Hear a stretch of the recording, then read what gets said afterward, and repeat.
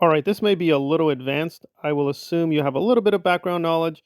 If you want more details, I will link the videos both in this channel and the Examining Kubrick channel. So please go there if you want a few more details on this very disturbing case. Now, we'll focus on Damien, but also touch on Johnny Depp, Doug Scott Kramer, and William, who have been doing some pretty excellent work on this. And I think I've actually gotten some new mind blowing details, but let's be careful. I think this is real, but we have to be careful with these links. Damien was one of the prime suspects in the killing of these three children. Now, I've maintained I don't think Damien is technically guilty of those killings. However, we are going to look at more extra details that are very disturbing and very suspicious. I've jokingly said to Lori before that I think in a lot of ways I may have brought this on myself, this entire situation, because when I was a child, I knew what my passion was, I knew what my drive was, I knew what my desire was. I loved magic, and I would say to myself, these names that people think of. One of the key pieces of information that people skip over is a statement by Dominic, or Dominique Tier, who was basically Damien's girlfriend, and she left a statement where she admits that Damien was into magic. He said he was trying to be a gray witch, which you might think is confusing because witches are women, but no, witches can be men. So apparently he was trying to practice gray magic, and Damien tried to hide kind of either pentagram, either a satanic or Crowley symbol on his chest.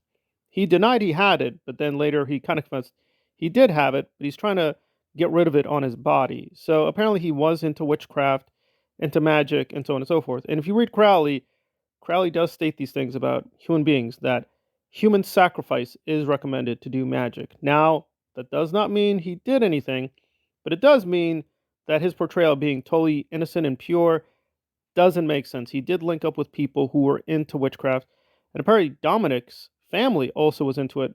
But again, she's talking about like witches and vampires. It could just be silly and innocent. However, there are links that probably people don't know about, including a journal that was into the occult and gothic culture. I've tried to find pictures of it, but apparently it's really, really underground, and it was published in the early 90s. So there are links to witchcraft into this occult culture that Damien kind of was a little fuzzy on if you see the documentaries with HBO, where he was kind of basically minimizing his participation in all that. And now let's look at him with Johnny Depp and a little commentary with Doug Scott Kramer and William. Celebrity supporters, Henry Rollins, certainly Eddie Vedder. See, there you go. Smith. Patty Smith. Yeah. If you want to have a bad day, look into Patty Smith's background. Friends with Mapplethorpe, all kinds of witchy occultism. That's a whole nother rabbit hole to open up. We could do a whole show on that. Yep. Patty Smith is something else. Yeah, but she was a supporter too. One more detail with Johnny Depp, if you look closely at one of his tattoos, it's a skeleton key, which is another occult symbol. Yeah, very alarming links between Damien and Depp and this kind of occult underground, but it gets a lot more spooky and weird and now links up to Scientology, but in many weird ways.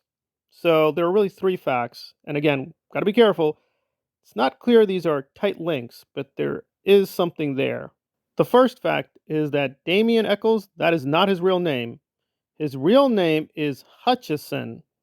Now keep that in mind, because apparently there's a Mary Hutchinson who worked for the CIA decades ago, and her husband was also in the CIA, Gregory Hutchinson. So that's pretty interesting. Now you might say, well, that's not too bad. It could just be changed his name, right?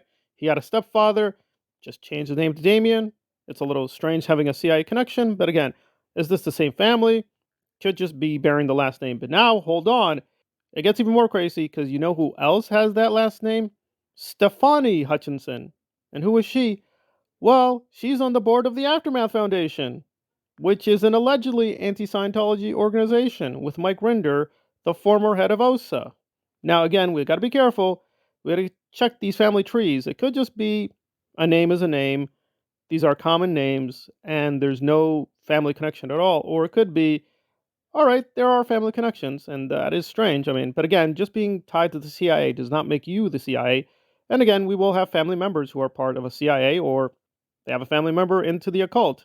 That doesn't mean Stefani is some satanic CIA agent, but that is pretty incredible that they just all bear the same last name. So that is an incredible coincidence. And is it a coincidence? It's basically MK Ultra on steroids. Where did he get all that? William, we learned all sorts of that's where it gets scary, because I can research. I'm researching that MK Ultra stuff, and you can see the little places where this new post World War II ideas on human behaviorism and how to control it, human ecology type stuff is in there. That's when it really kicked up. Don't know, but that is incredible coincidence if it was just a coincidence. So, and Hutchinson is kind of hard to pin down. She's not ever been in Scientology. She's, quote, the never in. So she doesn't have direct contact with Scientology. And where she came from is kind of obscure. She just seemed to be a blogger and activist who got into the anti-Scientology scene. And again, she could be totally clean, although it is a little suspicious how I think her entry point was Marty Rathbun, and Rathbun went back into the church, and Rathbun has all kinds of skeletons, all kinds of scandals with him, and he also worked with OSA and was one of the prime figures in Scientology. Okay, now there's a final note that is not related to Damien, but is kind of strange, namely that both Dominic and Terry Hobbs was one of the parents of one of the victims. He was the father of Stevie Branch. Now, it gets really weird. Now, with Dominic, it's not too bad. She's disappeared. She was relatively young. It could just be she wanted to forget, remarried. She had a son with Damien, technically, and I just guess wanted a new family. But here's a weirder thing, that Terry Hobbs has disappeared. And he was 55 years old. And he was last seen in Kennard, Florida. Now, you know what Florida is famous for? Scientology. So, that's mighty weird. It could be he was the killer. He decided to disappear. That is all there is to it. But why would he wait so long? Did he disappear or was he murdered? So, a lot of weird, intriguing links. And I'm beginning to think more and more, if Doug was murdered, it may have been one of these satanic people and not necessarily directly via Scientology. Again, he just kicked over a lot of, to put it mildly, Pandora's boxes, and one of them was the satanic underground. Again, I don't want to panic people. I don't feel unsafe, but yeah, this is some really weird, scary stuff. So let's keep digging, but let's be careful. Please be well.